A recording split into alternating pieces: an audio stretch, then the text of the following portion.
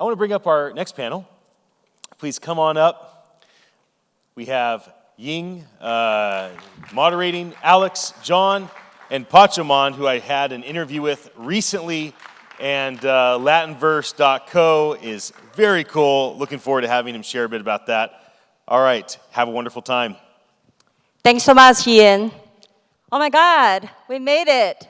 It's almost 5 p.m. and in a rainy, cloudy day. So please give yourself a big applaud. And thank you so much, everyone, for coming. My name is Ying. I'm an investor. I invested in blockchain technologies. I'm also a mindset coach for Web3 evangelists. But also, I'm an operator, and I'm a co-founder for a Web3-based professional development platform called Work in FinTech. And I'm so excited to be here with all these amazing panelists and you all today. And just real quick, how many of you are in the process or have built NFT projects? And how many of you are looking to build your next NFT project? Awesome, cool. And how many of you are dreaming, visualizing, or envisioning the amazing future of NFT? Oh my God, speaking of future, my favorite quote is, the best way to predict the future is to create it. And I'm so excited because the future of an NFT is in the hands of all of you and all of us. So let's dive in. I would like to invite each of the panelists to quickly introduce yourself and tell the audience what draws you to NFT and what you're working on right now. Hello, everyone. This is Pachoman. I'm from Colombia. And I started in 2014 talking and discussing and understanding Bitcoin. Then we launched a community, thanks for the Metaverse Fellowship, which will help more than 100 Latin American artists to mint their first pieces. And now I'm the CEO of Latinverse, which is a personalized financial education for Web3. And I think our mission is to onboard more than 100 million people to Web3. So I'm very excited to be here. Thank you, Jen. Awesome. Thanks so much. Alex? Thank you. Hi, everyone. Nice to meet you all. My name is Alex. You can probably tell from my accent, I'm originally from the UK, live out in Singapore. I am COO of NAS Academy. We are an online education and community platform for creators for both Web3 and Web2. And my journey of coming to NFTs and to this space actually came from the creator side. So we started working with a lot of content creators who were educating people on how to live and grow on the internet. And the actual first interaction with NFTs just over a year and a half ago was through meeting Metaverse, which is an NFT fund, and they said, we need more people to understand NFTs, right? And we think the way that we can do that is through two pillars, content and community, right? And they said, can we work together to actually train people in the space to learn how to make content and tell stories about NFTs and about crypto? And that's how we started. And once we started getting into that and we worked with Pachoman and others all around the world, we realized, hang on a second, there is a problem. There are 200 million people on chain, but there are 4 billion people on the internet. That means over the next few years, we have to educate 3 billion plus people. And that is what NAS Academy does. And we work with creators in the space, and we help them build educational content and build a community around it to learn from the creator and learn from each other.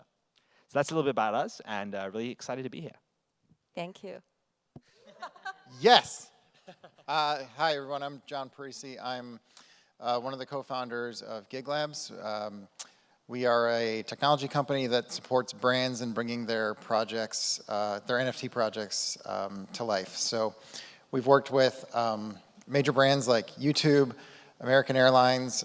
We partner closely with Dapper Labs, UFC Strike, the NFL team stores. We've done also independent projects like the Players Lounge and Bobbles, who just did their pre-sale today. Interestingly, how you guys are educating people into Web3, one of our focuses is around bringing mainstream users into NFTs. And so we try to reduce a lot of that friction, especially when you think about these mainstream brands trying to bring their audience into NFTs, you really have to demonstrate, what these are, and we're going to probably get into the topic around utility, but we try to make that process really simple, right? And so that's a big a focus of ours. Awesome, thanks so much. And just a little bit about me and how did I get into the world of NFT. I grew up in China and I came to the States about 20 years ago. I spent almost 20 years in corporate. I was working on Wall Street, doing sales and trading, finance, all centralized finance, as you can imagine. But we started looking at blockchains as a technology probably 8 years ago. And I was in charge of the digital products and looking at how to potentially leverage blockchain, right, to transform finance. I had no idea about NFT until last year. One of my co-founders for working fintech, we interviewed the 13-year-old NFT millionaire and prodigy, Benjamin Amand, and he actually taught me a lot more about NFT. And I got very excited, right? So we started to really looking at what NFT can potentially do, exactly as both of you shared, right? To inspire people more come to the Web3 world. So the mission of working fintech is really to bridge the talent gap, right, to inspire more people come and work in Web3 and to help with all of the Web3 companies to solve one of their biggest problems, which is talent. So with that, I think all of us have been working in NFT and working on NFT projects, both with consumers as well as corporations, right?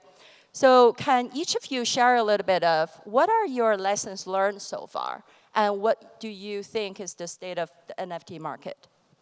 Yeah, I believe there are three elements when you're talking about people that don't know anything about Web3 or NFTs. Number one, it's people that change their mindset and start to see this world in a different way. If you keep doing it the same way as you work in Wall Street, it will not work. That's number one. And we have seen in our community that women, they're more likely to change their mindset easier. And that's very interesting because we have seen how in this conference they're more male-dominated. But from our experience from Web2 people, they come easier if they're women. Second is how they start to do experiments. So it doesn't matter if you know anything about this. When you start doing your own NFTs, when you start minting, that's how you change the mindset. And the third element is becoming part of a community. And that's what we have seen. When you are part of the community, when you go to the events, when you ask questions, when you share knowledge, that's how we can build a better way for people to understand Web3. I think that's around bringing women to the table. Like I think in my personal experience, my wife, I've been doing this for 4 years, over 4 years now. And just in the last 6 months, she's finally getting into it. And it's not because of me, it's because of specific projects who are focused around bringing women to NFTs and bringing them into Web3 and educating their audience. And so I think when you're talking about community, for the longest time around NFTs, it was just this one homogenous NFT community that probably wasn't as inviting as we maybe made it out to be. And now we're starting to see more groups forming, which I think is awesome. Yeah, and just to add to what you guys said, we talked about gender, we talked about diversity within the community. I think diversity is also about being global, right? And I think what's really interesting about the crypto space and also the NFT space is that it is truly global. It is not just centered in New York or LA or San Francisco. It's actually hubs all over the world within projects and actually project founders. And so as we think about that, we can also think about, for example, the jobs market, which I know you're very focused on as well, which is that within an NFT project, you have many, many different types of roles. And I think in crypto, we've talked a lot about developers. But what about community managers? What about marketers? What about biz dev? What about operations, right? And there is amazing talent pools around the world that can help projects. And what we need to do is, I think, find them, but also bring them in. And I think there are a number of ways to do that, and we can discuss that. But I think it's what I love about this conference is the combination of online and offline, which is you can get to know someone in a Discord, but then when you bring them into real life, it brings a whole new dynamic. And that leads and fosters to more collaboration within the community. Definitely. Oh my God, when I hear the word mindset, I'm like, that's what the coach is all about, right? But I think you made a really great point. I I do think one of the key lessons learned over the last couple years of journey into NFTs is really changing your mind and then broaden your mindset, right? So you can embrace more opportunities. As an investor and also as an operator, I've met a lot of founders, companies, right, working in the Web3 space. One thing I found is a lot of the companies wanting to solve a Web2 problem and just with Web3 step, right? And then it feels like people are doing NFT for the sake of doing NFT. So I think it really ties to what NFT really is beyond arts, beyond really just flippers, right? So I think that really comes down to the utility. And the way that we learn about that lessons is for working in fintech, we're probably one of the world's first B2B NFTs. So we are selling NFTs to corporations. And as you can imagine, that will be a longer sales cycle. But what we have learned is in order for you to really not only convince, but entice the corporations, right, to really jump in for the Web3 and NFT space, there's a lot more crypts of value creations. What is the real value propositions? And utility becomes really important. You can't just say, I sell you a piece of art. It has to really come with the benefits and then a unique experience that only available in Web3, not easily to replicate it in Web2. So I think each of you also launch your own NFT products, right? So can you explain a little bit of how do you utilize NFT or teach NFT? You know, how does NFT play a role, right, in your company and in the kind of the future of the products that you're building? Yeah, one of the key things that we start to explore was, okay, a lot of these NFT projects are for people that can pay $250,000. How we can take this a little bit lower and accessible, which is the key thing, because at the end, the NFT is being the owner of something. So we started with the concept, what about if you can own your education? And that's the key part. What about if it's not only a subscription-based service or you pay a fee, but you can have an NFT that can give you access to your education, and when you're tired or you complete it, you can sell it back. And that's something that might change in the future. When I'm talking to a lot of Web2 people, they hate that because they say, okay, we're changing the business model, but I'm saying we're heading towards that. So I think there's gonna be a lot of experiments in this side of owning your education and then the possibility of selling that back to anyone that requires that. And I think a lot of experiments will come into this area. Yeah, I'll talk about on two main points. I think one is for our platform and the other is for the creators that we work with. So for our platform, you know, we've focused a lot on the fact that we have students from 150 countries. When I'm in the UK, when I go to university, for example, people know my degree. They know which institution I come from. But actually, if you come from a country where your institution isn't known, and then you turn up in the US, for example, it's really hard to verify your education. So we focused a lot on NFT certification. As a way to actually verify that you completed this class and you have some knowledge. So that's been one use case for us. But for our creators themselves, I think you can run a really interesting experiment about utility within a project, which is to say, okay, today people think about if they attend NFT.NYC, they say, okay, I bought this NFT, it was 100 ETH, maybe hopefully less. But anyway, it's like, okay, what am I getting for that? Okay, I'm getting a party. Well, great. If I actually divide the number of parties per year with what I've spent, that's a really expensive party, right? But if you think about it, what has exponential value? Exponential value is relationships.